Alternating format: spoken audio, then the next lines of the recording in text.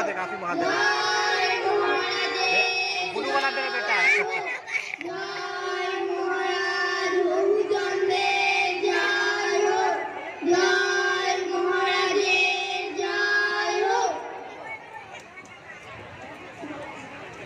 আপনারা बुलू मेरा बेटा আসন গ্রহণ করুন। हाँ पीला वाला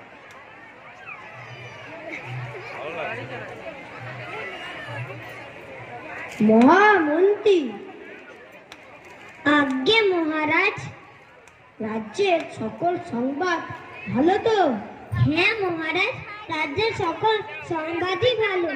ভালো ভালো। তা আজকে রাজসভার কি আয়োজন? মহারাজ, আপনার অনুমতি পেলে সবার শুরুতে রাজনর্তকীরা নৃত্য পরিবেশন করবে। অতি উত্তম, অতি উত্তম। তাহলে আর দেরি কেন? এক্ষুনি শুরু।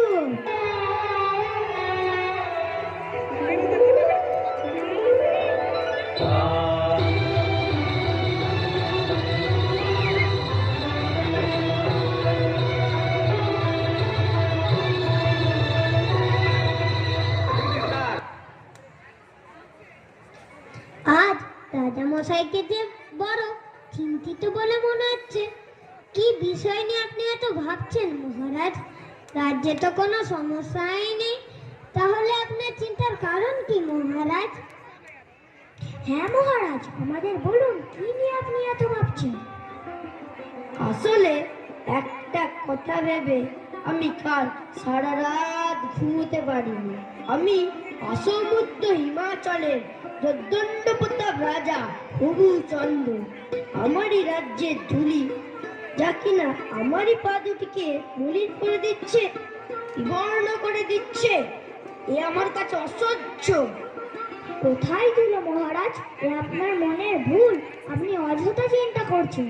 না না না, এ মনের ভুল নয়, আমারই রাজ্যের ধুলো যা কিনা আমারই পা দুটোকে মলিন করছে। একটি সোজা কথা, অসহ্য অসহ্য অসহ্য। শীঘ্রই আপনারা এর প্রতিকার করুন, না হলে কিন্তু কারোর রক্ষে নেই, এই বলে দিলাম।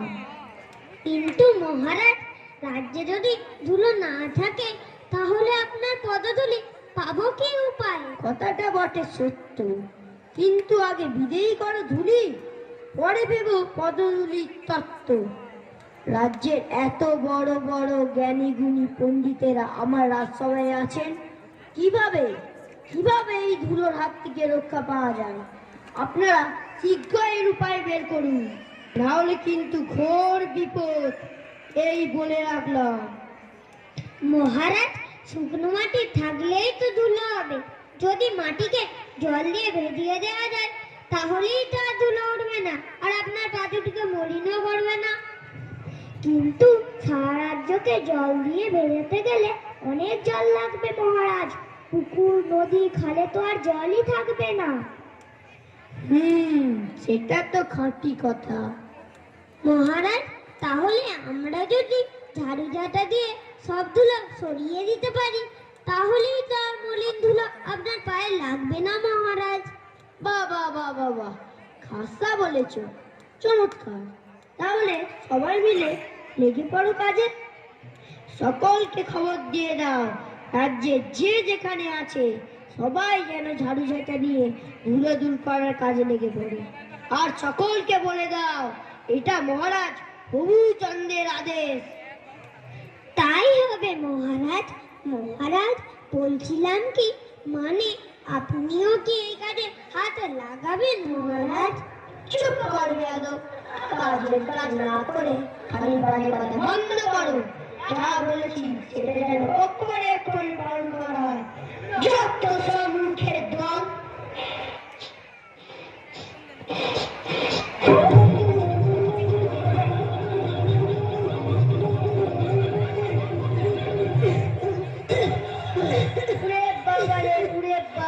বন্ধ করো বন্ধ করো, ধুলোয় যে চোখে কিছু দেখতে পাচ্ছি না, আর যে পারা যাচ্ছে না।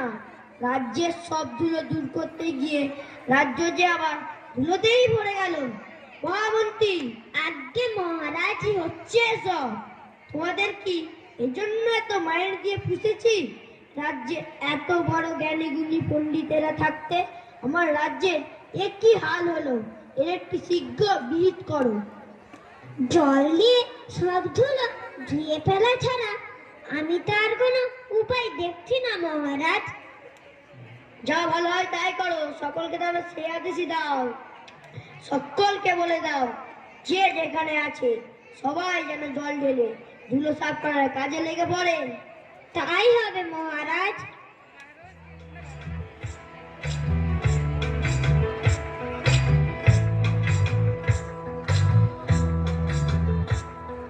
সর্বতমঙ্গল রাধে বিনোদিনী রায়, বৃন্দাবনের বংশীধারী ঠাকুর কানাই। তেমন কি আর হাত বাড়ালে চাঁদের দেখা পায়। তখন বেগে ছুটিল ঝাঁকে ঝাঁক, মশক কাঁখে 21 লাখ ভিস্তি। পুকুর বিলে রহিল শুধু পাক, নদীর জলে নাহি চলে কিস্তি। জলের জীব মরিল জল বিনা, ডাঙার প্রাণী সাঁতার করে চেষ্টা। পাকের দলে মজিল বেচা কেনা, সর্দি জ্বরে উজাড় হলো দেশটা। কহিল রাজা, এমনি সব গাধা, দুলারে মারি করিয়া দিলি কাদা। সকলেই একটা করে অস্ত মূর্খ। শুনে রাখো তোমরা সব, এর ফলেও তোমরা যদি কোনো উপায় বের করতে না পারো সকলকে শুনলে চড়াবো। মহারাজ, উপায় কিন্তু একটা আছে। তাহলে আর দেরি কিসের, এক্ষুনি বলে ফেলো। মহারাজ, আপনাকে যদি একটা ঘরে বন্ধ করে রাখা হয় তাহলেই তো কোনো ধুলো আপনার গায়ে লাগবে না, আর আপনার পদযুগলও মলিন করবে না। বাহ, কি বুদ্ধি তোমার মহামন্ত্রী। আমি যদি একটা ঘরে বন্দি থাকি তাহলে রাজ্যটাকে চালাবে। মহারাজ, আমার মাথায় একটা উপায় এসেছে। সারা রাজ্যকে যদি চামড়া দিয়ে ঢেকে দেওয়া যায়। অত চামড়া কোথায় পাবেন মহারাজ? রাজ্যের সব পশু পক্ষী মারা পড়বে। তাছাড়া সারা রাজ্যকে চামড়া দিয়ে রাখতে হলে উপযুক্ত চর্মকার দরকার। আমাদের রাজ্যে কি এমন চর্মকার পাওয়া যাবে?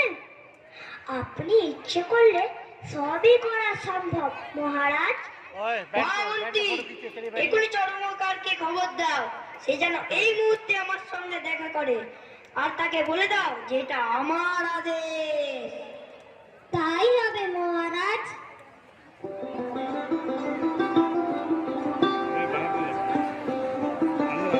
अंदर आ बेटा, पीछे बैठ, पीछे बैठ। आगे महाराज, আপনি আমাকে ডেকেছেন। আমি কি কোনো অপরাধ করেছি মহারাজ? না না না, একটি বিশেষ প্রয়োজনে তোমাকে এখানে ডাকা হয়েছে মহামন্ত্রী। আজ্ঞে মহারাজ। ওকে সব খুলে বলো। আসলে মহারাজের পায়ে যাতে ধুলো না লাগে তার জন্য আমরা সবাই ঠিক করেছি সারা রাজ্যটাকে চামড়া দিয়ে ঢেকে দেব। আর এই কাজ তোমাকে করতে হবে।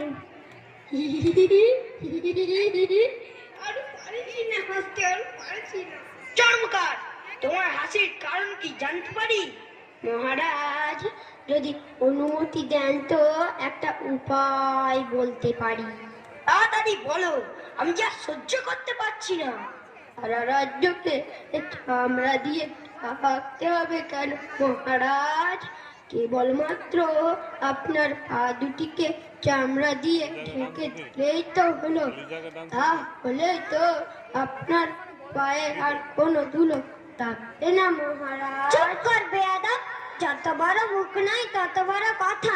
তোকে শুনলে চড়ানো হবে। ও আপনার পা ছুলে আপনি অশুদ্ধ হয়ে যাবেন মহারাজ। তাছাড়া এ চিন্তা আমার মনেও ছিল, এ বেটা কি করে জানতে পেরে গেছে? চুপ কর বেয়াদব। রাজা মশাই, আপনি যদি অনুমতি দেন তাহলে আমি এখনই আপনার পা দুটিকে চামড়া দিয়ে ঢেকে দিই। অবশ্যই, আর দেরি কিসে? তুমি এক্ষুনি কাজে লেগে পড়ো।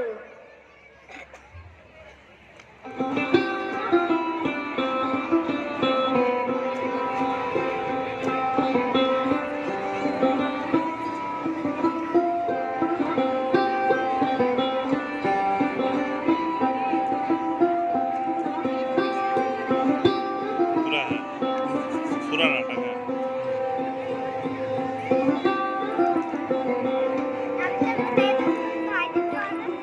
ब्लू कपड़ा আমার কাজ শেষ মহারাজ, এখন আপনি একটু চলে দেখুন মহারাজ।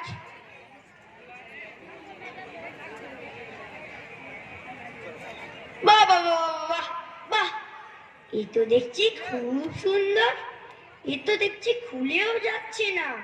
চর্মকার, এ তো তুমি খাসা জিনিস বানিয়েছো, আজ আমি বড়ই আনন্দিত। ও হ্যাঁ, এই নাও তোমার পুরস্কার। ভাবিয়া শেষে বন্ধ হলো কুসংস্কার, ধুলি ছাড়া পদধূলির চিন্তা রইল না আর। রাজা মন্ত্রী ও দেশ বিদেশের যত জ্ঞানী গুণী পাইল না কোনো উপায় রাজার পায়ের ধুলি করিতে বিদায়। শেষমেশ সেই শূদ্র বর্ণ চামার এসে হাসিয়া নিল বিধান, ঢাকিল গুড়া বসিয়া পদ মাঝে, রাজার পদ চর্মে করিল আবরণ। সেদিন হতে চলিল জুতা পরা, বাঁচিল গবু রক্ষা পেল ধরা। নমস্কার।